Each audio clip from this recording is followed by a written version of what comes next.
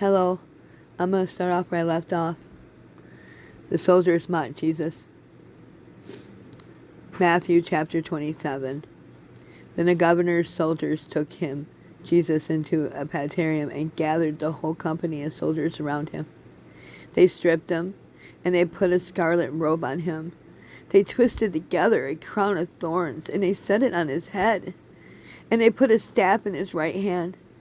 Then they knelt down in front of him, and they mocked him, saying, "Hail, King of the Jews," they said. Then they spit on him, and they took that staff, and they struck him over and over on his head again and again. After they mocked him, they took off his robe, and they put his own clothes back on him.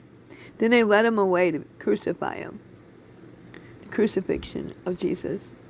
And as they were going out, they met a man from Syria named Simon, and they forced him to carry the cross.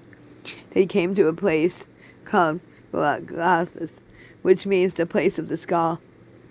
There they offered Jesus wine to drink mixed with gall, but after tasting it, he refused to drink it. And when they had crucified him, they divided up his clothes by casting lots, and sitting down, they kept watch over him there. And above his head they placed a written charge against him. "This is Jesus, the King of Jews." 2 rebels were crucified with him, one on his right and one on his left. Those who passed by hurled insults at him, shaking their heads and saying, "Who are you going to destroy the temple and rebuild it in 3 days? Save yourself. Come down from the cross if you're the Son of God." In the same way, the chief priests, teachers of law, and the elders mocked him. "He saved others," they said, "but he can't save himself. He's the King of Israel. Let him come down from the cross, and then we will believe in him. He trusts in God. Let God rescue him now if he wants him." For he said he was the Son of God. In the same way, the rebels who were crucified with him also heaped insults on him. The death of Jesus. From noon until 3 in the afternoon, darkness came over all the land. About 3 in the afternoon, Jesus cried out in a loud voice, my God, why have you forsaken me?" When some of those standing there heard this, they said, "He's calling Elijah." Immediately one of them ran and got a sponge, and he filled it with wine and vinegar, and put it on a staff, and they offered it to Jesus to drink. The rest said, "Now leave him alone. Let's see if Elijah comes to save him."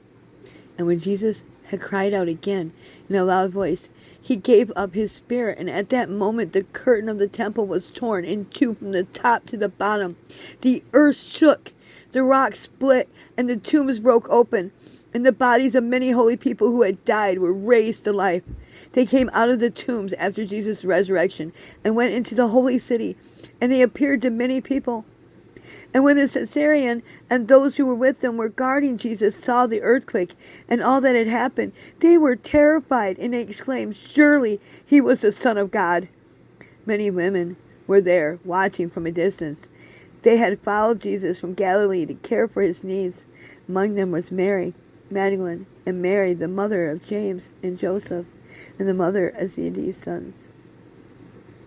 God bless you, and tomorrow I'll start off where I left off.